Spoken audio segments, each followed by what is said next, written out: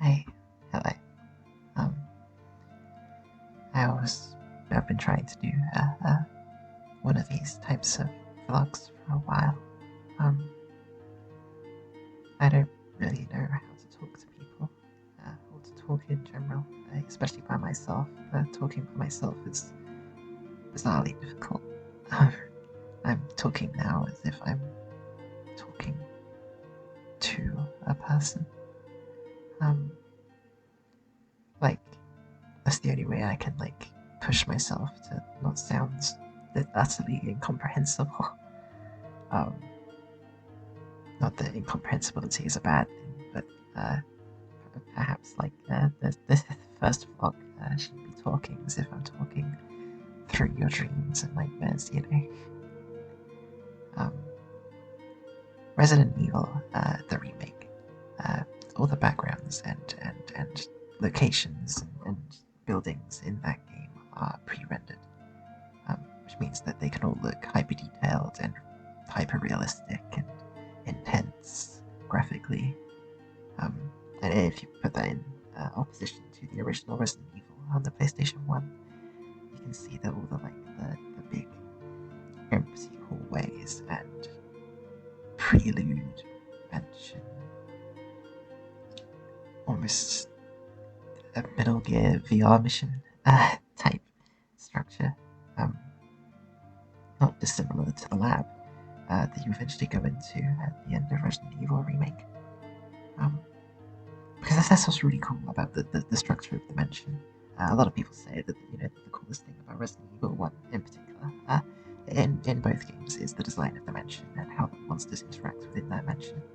Um, but the reason why that is because there's several different layers of human involvement within the environment that goes on with that in the entire environment. You have the mansion itself, you've got the wildlife surrounding it, and you've got the laboratory underneath. And you could also consider the task force of the Raccoon City RPD star to be an also different thing. And these all come back throughout the series, especially throughout the first three games and Zero, in ways that I've made a chart before of how it follows the model of the losing Atari system of history. I guess that's the best way of putting it. It's I forgot the exact name for it, but where Resident Evil 1 would function as a despotic, like, mansion standing over, well, almost like a parody of those, buildings standing over uh, Indian American burial grounds that you saw in tropes a lot in horror films in general.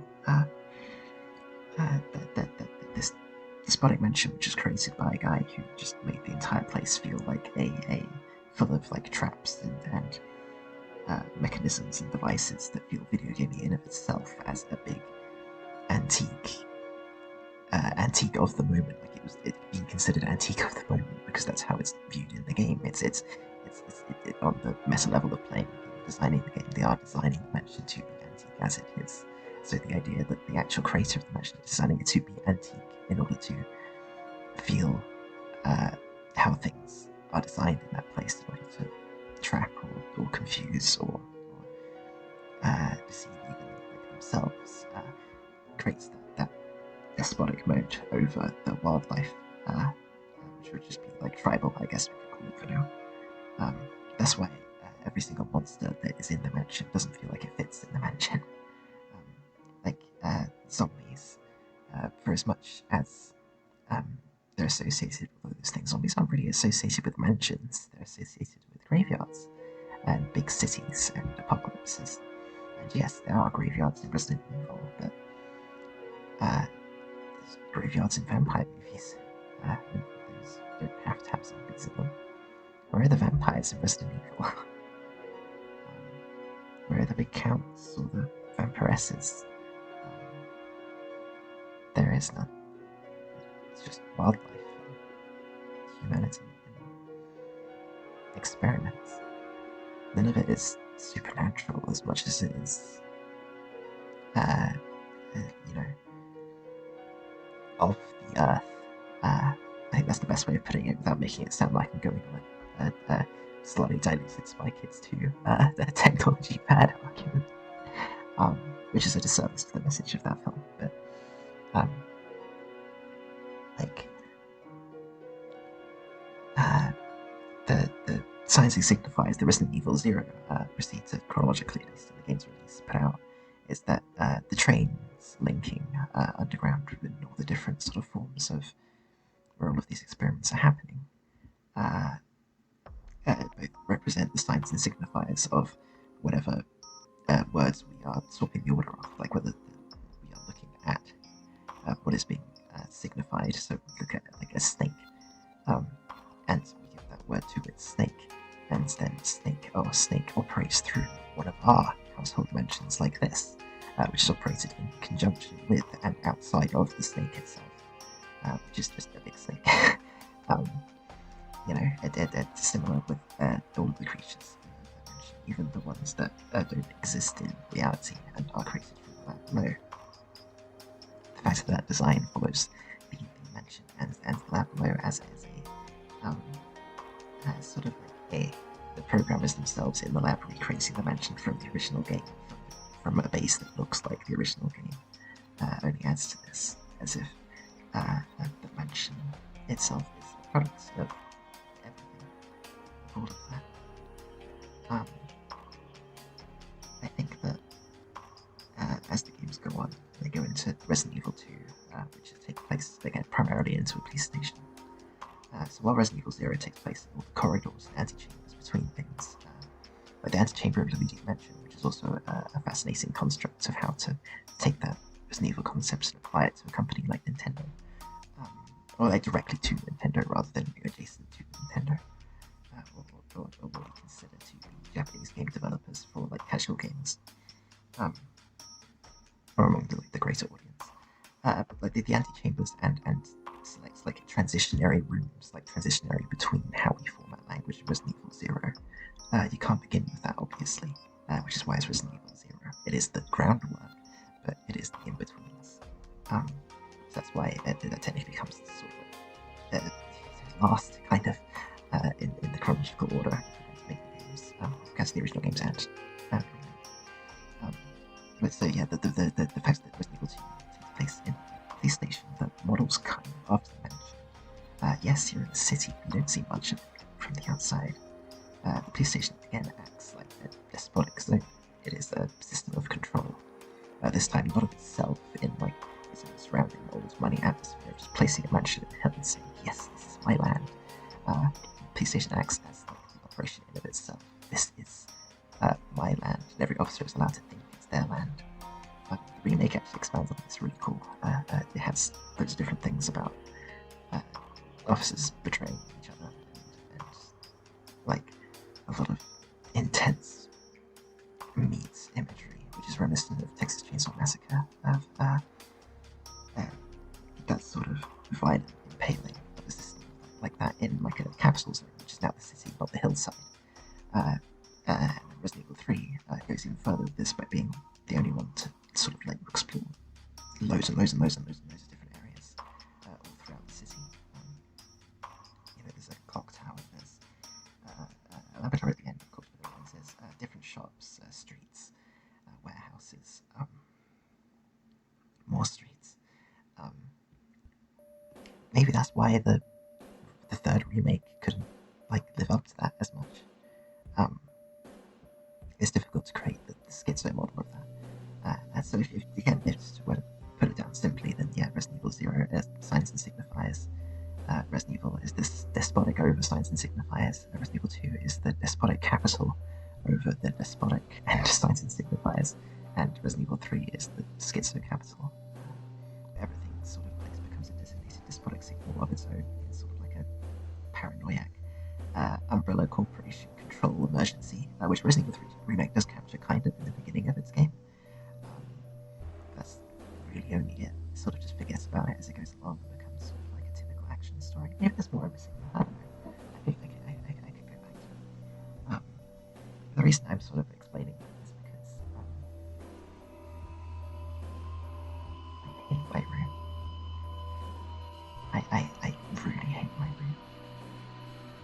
everything's all wrong. It's making me feel sick. The window, the moth. What I do. There's a wire behind my computer that I think is the Wi-Fi wire. It's right up into a hole. There's a hole in the ceiling. I have no idea what's in that hole. It's not like a big hole, it's just like a small. Yeah. In the ceiling. It's not right. I hate yellow light in my room. I understand what Jesse was talking about. Yellow light sucks. It's not that wasn't what Jesse was talking about. I have an opinion on what Jesse denied, I guess.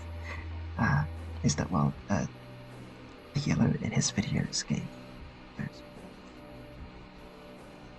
yellow in my room feels like a pale yellow sun.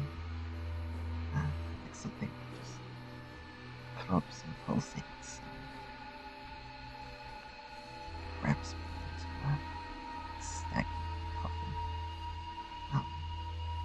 Makes my throat dry. The corners feel like they're just angles in just the right way. But the thing is that, I am not solely in control of the design of the room, but I could change things. I could move things around, but I've laid every single puzzle for this myself. I did this.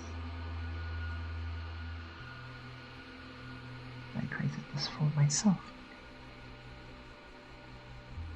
And a lot of architecture and homes in that way don't feel safe in that manner. That's why a lot of them do just feel hostile. That's why outside buildings feel hostile. That's why every area feels hostile. Even the save rooms in Resident Evil, while they give you warmth and make you strong, as the ever-present anxiety of the outside world. Yes, you can sit in your safe room and stare at the ceiling and listen to Radiohead, while you stare at the walls and try and imagine you're in some other silent, serene room from anime as you do it. Lane's room, maybe, or even one of the rooms from Usina. It's not actually like that, because your room doesn't feel right. Your body doesn't feel right. That's not to say I don't have any affinity for the sun. I do. I like the sun a lot. I even like the pale yellow sun. It's still me.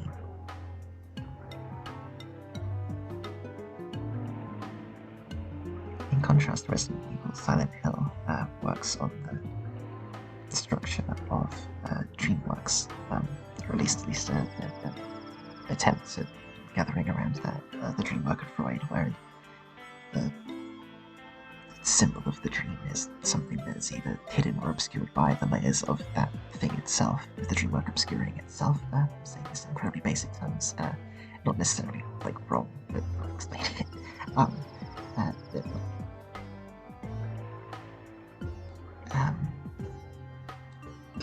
The idea that the thematic core or source of the dream is behind various different sort of layers of brainweave that function both as that very control and source as much as it does the outside as well. That's sort of how the sequence works in Silent Hill games, for example. If you were to play a Resident Evil game and you play a Silent Hill, most people, with the knowledge they have of those two series, will go into the Resident Evil game expecting to play a fun monster game, and go into the Silent Hill game expecting to play a simplest game. That's not necessarily correct, but it distinguishes how both are represented and feel in conjunction with how you are approaching them. So Silent Hill, with all of his characters being interconnected through guilt and repression and some sense of self-inflicted karma, it feels so solely human.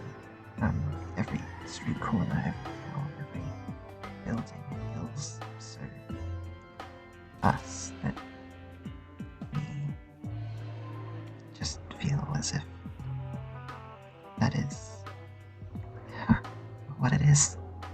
I'm bad at finishing thoughts. I can never finish any kind of thought.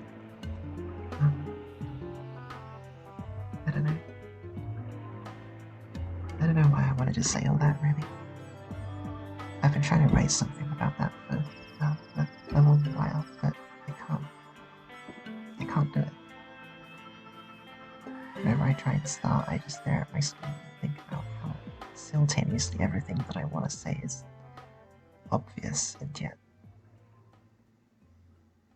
utterly obscure. Obscure is the wrong word. I don't know what the right word would be. Obscure is a game. I don't know what system it's on, others know it's a game.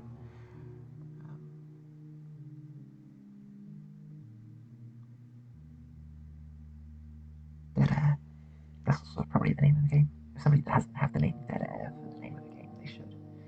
Either a zombie skateboarding game or a game about like a radio host that's you're in the station of a radio control tower and you have to monitor all the different radios as the world is ending. That could be cool. Um, it would work like tower defense except for general world emotionality. And your own emotionality.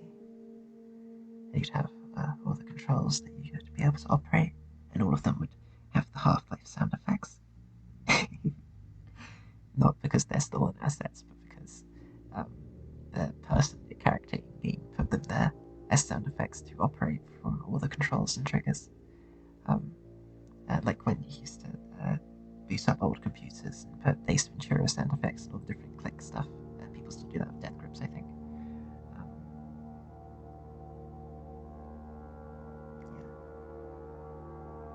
I don't know.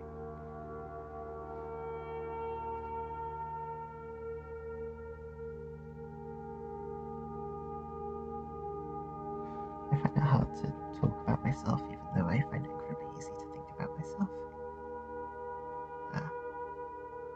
Almost like I don't. Those train lines, those tram lines from Resident Evil Zero. It's almost like they exist, but like as if I've never ridden on one of the trains before. As if I can't sit down in one and contemplate and think and be able to talk to others and all the other train passengers who are also all me. Not mostly, all me. Be able to like, contemplate and talk about that, but I can't. None of us can. Even Starlight has issues. This body has communicational errors.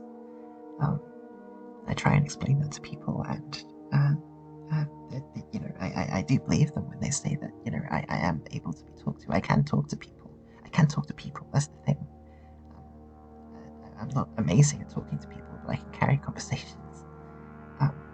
If I have somebody to bounce off of.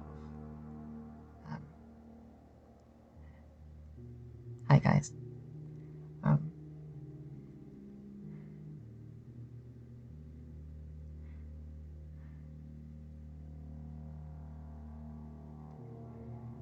But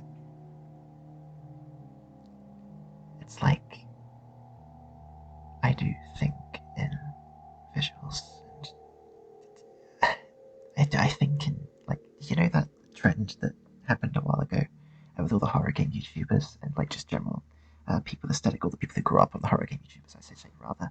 The horror game YouTubers was like 2010 to 2015, 16, maybe a bit earlier, as it all got overshadowed by the other type of YouTube content around when the election was happening in 2016. But like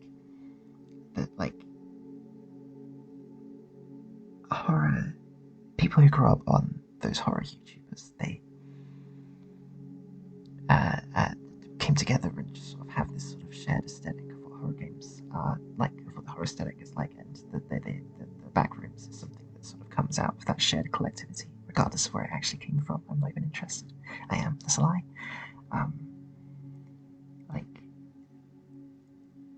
that's how I feel like I work when I think to myself and talk to myself. It all just feels like random paintings on a wall that make a complete cohesive sense to me, but just like one step off. Like just barely. I'm in the transitionary stage between every single interlink. Those train carts in Resident Evil Zero with all the leech people, the people they were just made of leeches and walk around with all the leeches slithering around through every single organ and body and vein and are every single organ and body and vein, who host and manifest themselves in the motor control. I am all of that motor control, but I have no idea where I'm going. It's just more train carts and old replicas of mansions and everything like that. So when entire mansions are formed around me, when entire systems of control, like the pale yellow sun, that invest into me and I ingest into myself because it's the only way I know how to talk about anything to myself. It feels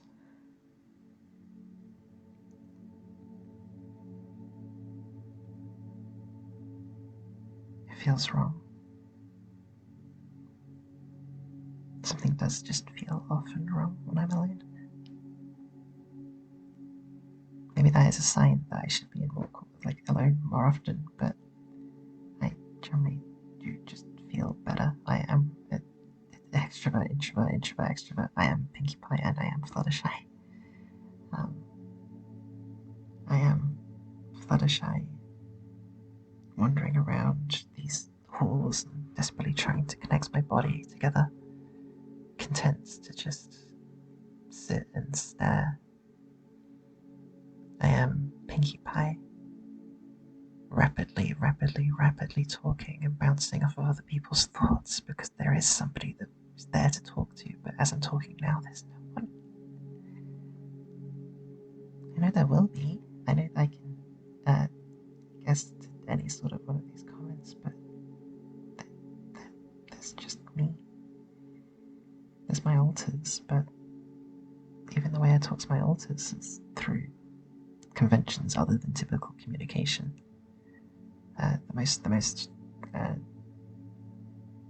normal one is probably with Starlight, and it's not as if Starlight is completely absent from how I'm talking right now. We're both talking at the exact same time. I imagine I put a filter of my voice there, so it actually sounded like we were both talking at the same time. I almost said herded. I shouldn't say herded. It sounded. Herd sounds. Sound herds. Hi sheep. I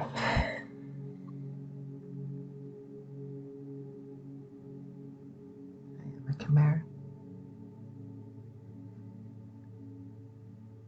For better or for worse.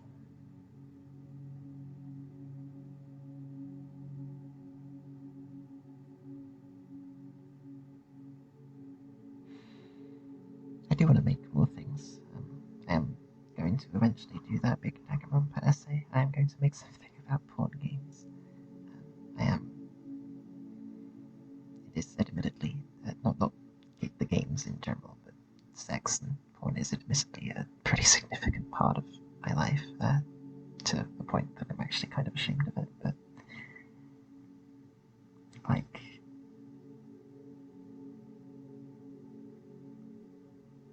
don't know why I said, but I have connectives and conjunctions for conversations that are never going to happen with myself. It's as if they should keep going. I have some sentence formation, but not all of it, as if I'm still learning to talk, as if I'm always still learning to talk, and I just got stunted somewhere along the way, that I can't finish a thought without help, at least.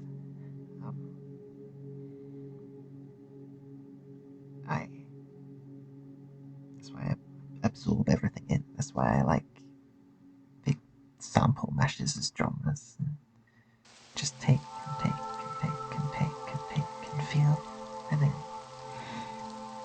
give and give and give and give and give with those takes. Twitter.com.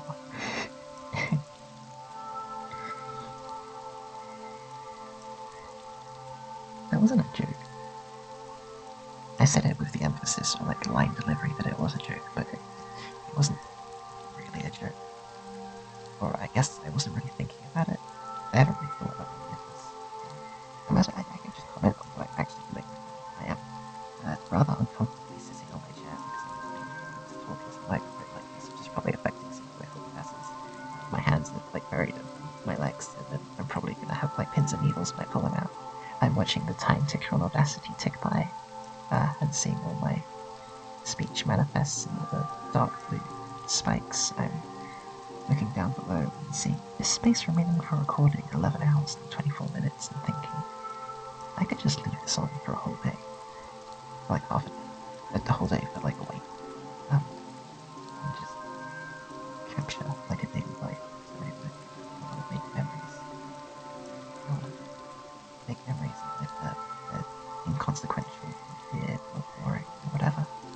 I'm listening to the full soundtrack of Resident Evil Remake right now, which is not all of the soundtrack you'll be hearing during this. I'm sorry to say. But, yeah, I'm not doing a take of the cigarettes. Do what you're getting. Sorry. Sound.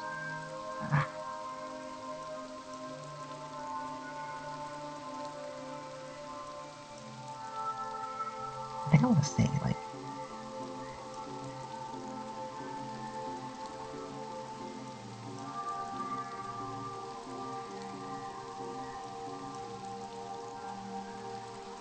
hey, don't even want to talk. I love my friends. I do. And girlfriends. I adore all of you a lot.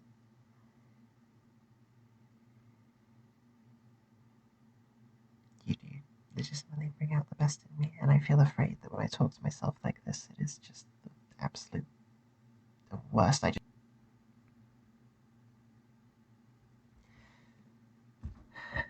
else is on my desk? I did that once. Smash Melody Leaflet with Pikmin 2 and Soul Calibur 2. A bunch of different games, and I don't know how to interact with people or myself, but not with people. I don't know how to.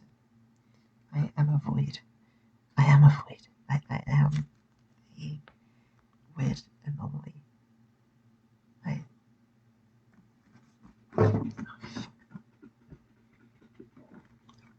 I'm not even sure if this is fully Abigail. I don't think this is Abigail. This is like half Abigail. Abigail is Tia, like, hi. Um, I still love you, sheep, and I hope Deirdre, Melody, and all of you are okay. Um, this isn't quite Sabitsuki either, but it's definitely trying to. Sabitsuki is desperately trying to paint in front of us. She's scrolling into the front of our wonderland. Many different visuals and imagery which are utterly beautiful, and the fact that we can't convey them with our voice is, yeah, just me in the starlight sitting on the couch and watching Sabitsuki. There's others here too, but I don't know. I'd sort of like to stop this now. I feel like I should just keep letting this go until it reaches like an hour, but that's probably a bad idea. So, yeah, I can't remember anything that I said.